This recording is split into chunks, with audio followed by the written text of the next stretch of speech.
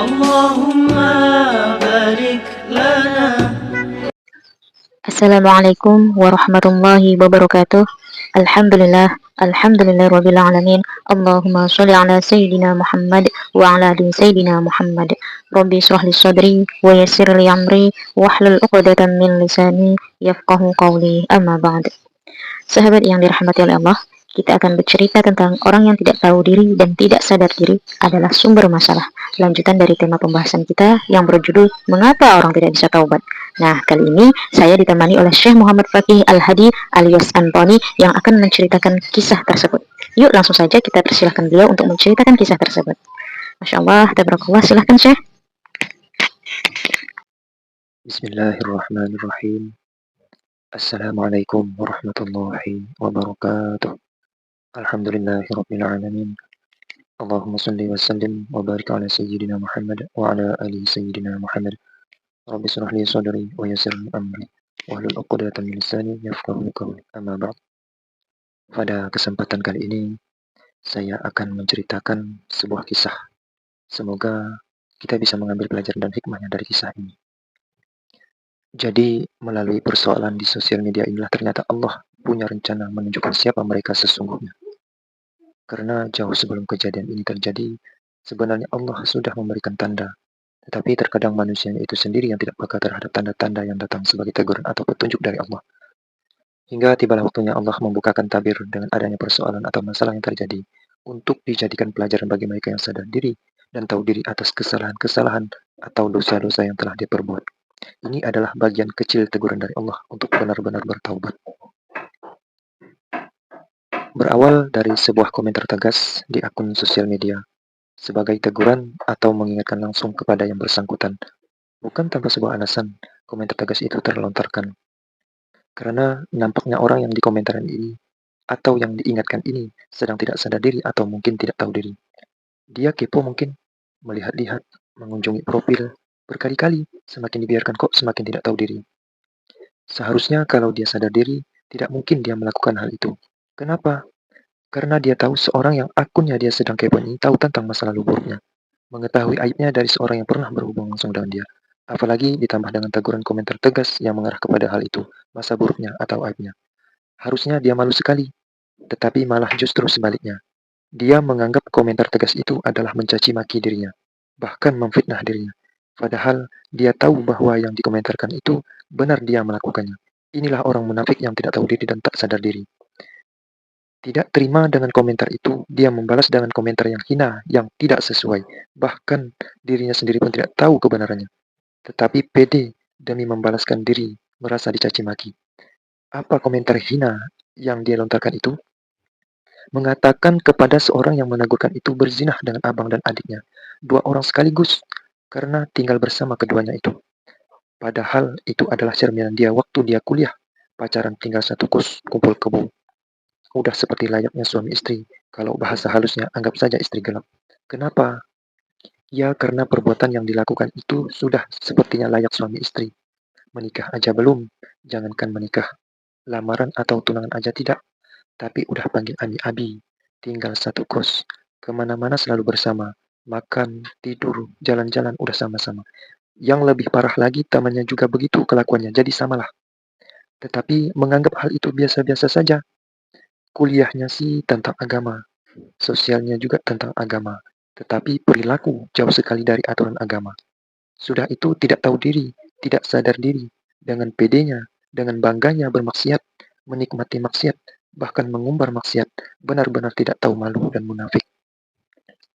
Diingatkan malah nuduh yang mengingatkan, yang menegurkan itu melakukan seperti dirinya. Dan tidak hanya itu, bahkan ikut campur dalam rumah tangga orang. Sok tahu, ngajarin jadi istri yang baik. Itu, jangan jauhkan anak laki-lakinya pada ibunya, karena sampai kapanpun anak laki-laki itu milik ibunya. Dan jangan jauhkan suami pada keluarganya, karena mau bagaimanapun mereka adalah orang penting bagi suami. Sok tahu dan fitnah ini, kok bisa sedalam itu pembahasannya, kalau tidak didapat dari riba. Ditegur tentang kemaksiatannya, malah balasannya seperti itu. Dan tidak hanya itu, masih banyak lagi yang dia katakan atau tuduhkan dengan pedenya. Seakan sok menasihati. Kasihan suaminya tidak dibolehin kemana-mana. tidak dibolehin apa-apa. Coba tanyakan pada suamimu, bahagia mana dulu bersama saya dengan sekarang? Pasti dari hati kecilnya menjawab, jauh lebih bahagia bersama saya. Karena dulu saya dispesialkan sama suamimu dan keluarganya. Hanya takdir yang memisahkan kami. Kalau orang punya urat malu, pasti malu ngomong seperti itu, tetapi malah dengan pede dan bangganya mengumbar aib kemaksiatannya. Katanya sudah memikirkan dan bertaubat, tetapi berucap seperti itu tidak tahu malu. Kan aneh. Bahkan menuduh tidak-tidak, kan aneh ikut campur dalam rumah tangga orang. Tahu dari mana suami tidak dibolehin kemana-mana dan tidak boleh apa-apa. Ini kan fitnah. Ini jelas-jelas hasil dari riba. Sok tahu dan kepedean merasa dispesialkan. Padahal jelas-jelas dirugikan. Kalau perempuan dispesialkan oleh laki-laki, tidak mungkin dilecehkan dan direndahkan begitu perbuatannya. Masa belum ada ikatan apa-apa udah melakukan layak suami istri? Itu dispesialkan. Itu namanya kamu murahan, bukan dispesialkan. Untuk itu aja dia tidak tahu, tapi pedean diri merasa. Inilah akibatnya tidak sadar diri dan tidak tahu diri, sumber masalah bagi dirinya dan orang lain. Bahkan laki-laki yang dianggap menspesialkan dia itu hanya memanfaatkan keadaan untuk memenuhi hawa nafsu, padahal sedikit pun tidak ada ketertarikan untuk menginginkan dia, apalagi mencintai dan menginginkan berumah tangga dengan dia. Kenapa? Ya secara fisik dan perilaku jauh sekali dari kriteria bagi si laki-laki itu. Fisiknya aja rendah, gemuk, hitam, kusam, kumal, tidak ada menarik-nariknya lah di mata si laki-laki itu. Apalagi perilakunya jauh sekali dari kata perempuan solehah. Karena perempuan solehah tidak mau pacaran apalagi berzinah, melakukan hubungan intim layak suami istri tanpa ada ikatan apa-apa. Jangankan menikah, tunangan, lamaran aja belum, bahkan menembak atau jadian aja tidak. Bahkan yang suka duluan dan mengejar si laki-laki itu, si perempuan yang tidak tahu diri itu. Ditambah lagi teman-teman yang menjodohkan dan mengolok-olok atau mengejek si laki-laki itu. Kamu tuh laki-laki normal bukan sih? Kok tidak ada pasangan? Lihat kami semua punya pasangan. Udah, sama dia aja, sama si perempuan itu, kata teman-temannya. Karena sering ngumpul bareng-bareng, mau gak mau, ya udah jalannya aja. Ditambah lagi, si perempuan udah kegatalan mengajar-ngajar si laki-laki itu. Laki-laki mana coba yang tidak mau disuguhkan seperti itu? Ditambah lagi lingkungan yang mendukung dan si perempuannya juga memfasilitasi seperti kos-kosan. Terus selalu menyuguhkan makanan, minuman, perhatian dan lain-lainnya. Ditambah lagi sering bersama. Ya udah tuh ngalir aja tuh maksiat. Jangan pede menikmati kemaksiatan itu tanpa malu dan merasa. Walaupun sebenarnya si laki-laki itu tidak tertarik sedikit pun dengan perempuan murahan itu, tetapi karena difasilitasi, disuguhkan, dikejar-kejar, dan lingkungan serta kawan-kawan juga mendukung, ya mau tidak mau, sikap dong. Padahal sebenarnya si laki-laki itu terkadang jijik dengan perempuan itu. Karena jauh sekali dari kriteria si laki-laki itu. Ya namanya aja laki-laki, pastilah yang mendapatkan perempuan yang cantik, bersih, glowing, dan lain-lainnya pokoknya. Sedangkan itu si perempuan, udah hitam, gemuk, rendah, kumal, kusam, jerawatan, aduh jeleklah pokoknya. Dan ternyata murahan juga. Sebenarnya malu banget jalan-jalan kemana-mana bersama si perempuan itu. Tetapi karena tidak ada yang lain, lagian si perempuan itu juga mau bahkan yang mengajar-ngajar. Dan teman-temannya juga mendukung, ya udah jalani aja lah. Nikmati aja lah, lagian gratis juga, menguntungkan kata si laki-laki itu dalam benaknya. Nah, ternyata si perempuan murahan ini tidak sadar bahwa laki-laki yang dikejar-kejar, dia suguhkan, dia fasilitasi, dia cinta itu, tidak mencintai dia, melainkan hanya memanfaatkannya karena keadaan, karena dorongan hawa nafsu birahi saja. Tetapi si perempuan itu menganggap dia dicintai dan merasa dispesialkan oleh laki-laki itu. Wah, kasihan banget ya si perempuan itu. Makanya jangan kepedean, banyak-banyaklah bercermin. Seharusnya dia itu banyak-banyak bersyukur ada orang yang berani menegurkan dan mengingatkan dia secara langsung, walaupun lewat komentar di sosial media. Seharusnya dia segera sadar, ini malah tidak terima, dan malah menganggap si penegur itu cemburu buta dan overprotective atas kemaksiatan dulu yang pernah dia perbuat dengan si laki-laki itu. Dan si perempuan murahan yang munafik serta kepedean tidak tahu diri, tidak sadar diri itu menganggap dia ditegur, diingatkan melalui sosial medianya itu karena yang menegur itu ada persoalan rumah tangga. Seakan-akan dia dibawa-bawa dan merasa bahwa dia sering disebut-sebut dalam lingkungan keluarga si laki-laki mantan suami galapnya itu. Untuk apa si penegur itu cemburu buta dengan hal seperti itu? Yang ada malu dengan perbuatan itu. Karena perbuatan itu merendahkan marwah perempuan muslimah. Dan apalagi mau iri dengan perbuatan semacam itu. Wah, jauh sekali. Sedangkan perempuan yang menegurkan itu hanya banyak yang menyukai, banyak yang mengajar, dan bahkan banyak yang datang melamar. Tetapi dia tidak sombong, tidak kepedean, tidak sok-sokan. Karena dia perempuan berilmu, mempunyai iman, menjaga marwahnya sebagai perempuan muslimah dan perempuan baik-baik, perempuan solehah. Dari keluarganya baik-baik dan alim, terjaga, tidak sembarang berteman dan bergaul. Jelas-jelas beda jauh, bukan levelnya dibandingkan dengan si perempuan murahan tadi. Udah murahan, jelek, kepedean, tidak tahu diri, tidak sadar diri pula. Dari segi fisiknya aja udah bukan levelnya, jauh bedalah pokoknya. Dan masih beberapa tuduhan-tuduhan atau anggapan-anggapan perempuan murah itu yang ia lontarkan kepada perempuan yang menegurkan itu melalui sosial media. Tetapi si perempuan yang menegurkan itu tidak membalasnya dengan keburukan, namun justru mengingatkan dan menjelaskan tuduhan itu tidak benar. Hati-hati loh, itu fitnah. Akhirnya si laki-laki itu, mantan suami gelap si perempuan murahan itu, yang sekarang sudah benar-benar bertaubat dan menjadi suami sah dari perempuan yang menegurkan melalui sosial media itu, mengetahui istri sahnya dituduh seperti itu, Apalagi yang menuduh itu adalah perempuan murahan bekas mantan istri galapnya dulu waktu semasa kuliah itu. Sangat marah dan tidak terima. Karena dia tahu betul istri sahnya dia adalah perempuan yang baik-baik dan alim dan solehah. Bahkan istri sahnya itu yang menjadi perantara jalan taubat si laki-laki itu. Dan banyak jasa-jasa kebaikannya dan keluarganya terhadap laki-laki itu.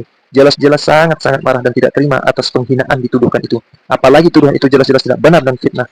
Justru tuduhan itulah gambaran yang sebenarnya yang pernah dilakukan oleh perempuan murahan itu. Bisa-bisanya perempuan murahan itu memutarbalikkan fakta dan lancang ikut campur urusan rumah tangganya dan bahkan keluarga intimnya si laki-laki itu. Karena tidak terima dan benar-benar marah, si laki-laki itu bertindak ingin menegaskan atau mengklarifikasi bahwa yang dituduhkan itu sangatlah tidak benar dan jelas itu adalah fitnah. Walaupun sebenarnya tindakan si laki-laki itu sempat dihalang oleh istri sahnya, tetapi si laki-laki itu tidak mau membiarkan mereka yang memfitnah dan menuduh istrinya itu. Padahal istri sahnya sudah mengatakan kepada laki-laki itu, biarkan saja, biarkan Allah saja yang membalas.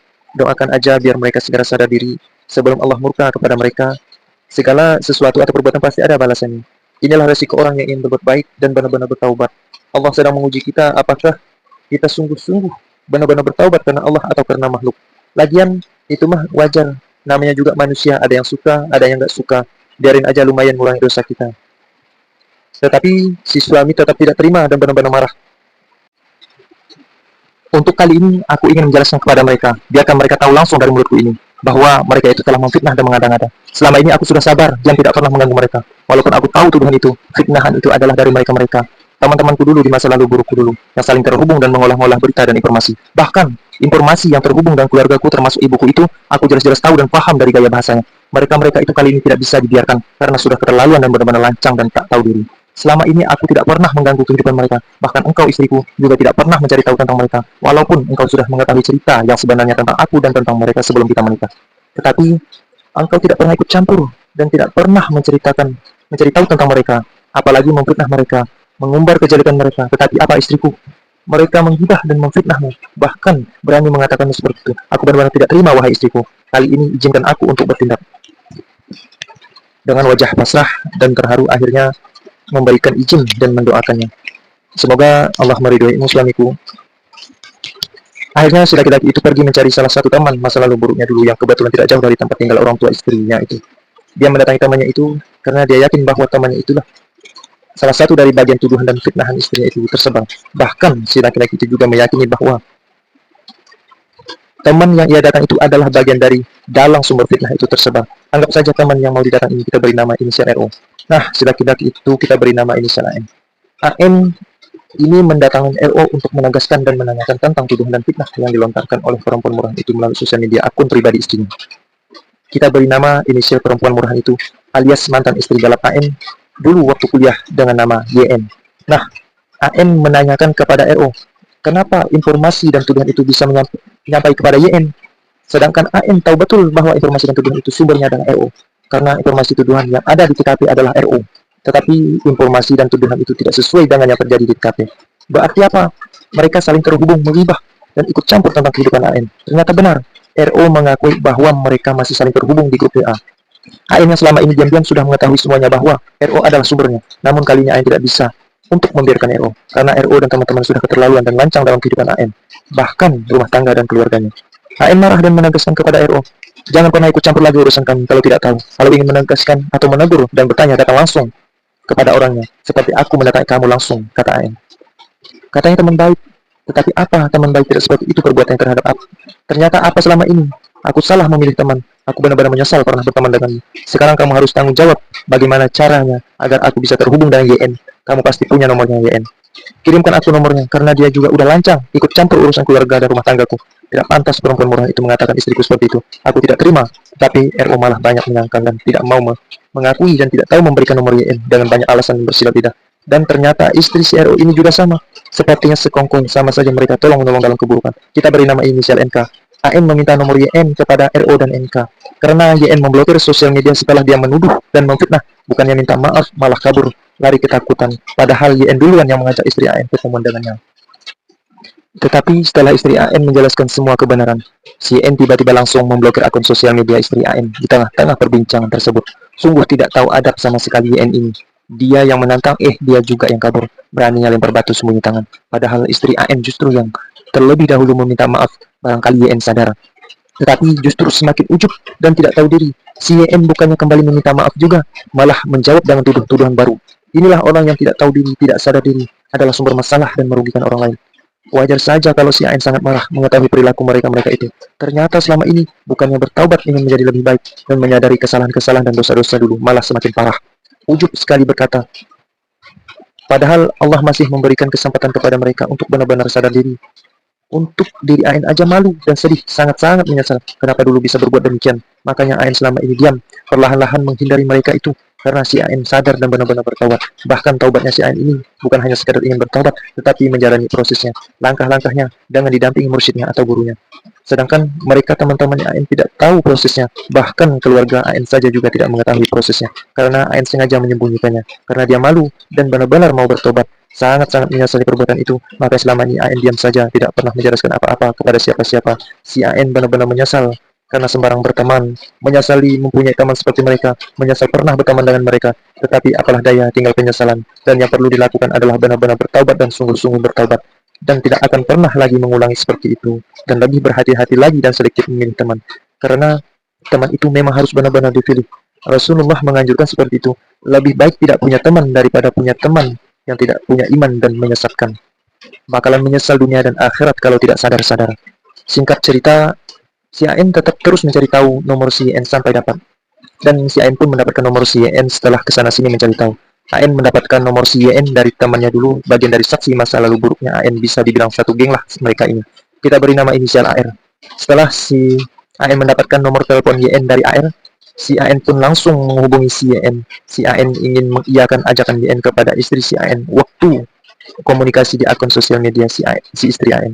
Yang mana si YN ini dengan sombongnya mengajak istri si AN ketemuan dengannya. Dia mau menceritakan tentang dirinya dan mantan suami gelapnya, tapi istri si AN tidak meladaninya. Karena bagi istri AN, dia udah tahu semuanya jauh sebelum kejadian ini terjadi. Dan yang menceritakan semua itu pelakunya langsung disaksikan oleh mursyidnya dan orang tua kandung si istri AN ketika bernazur atau ta'aruf. Jadi bagi si istri AN, untuk apa meladani perempuan seperti itu? Tujuan dia berkomunikasi di sosial media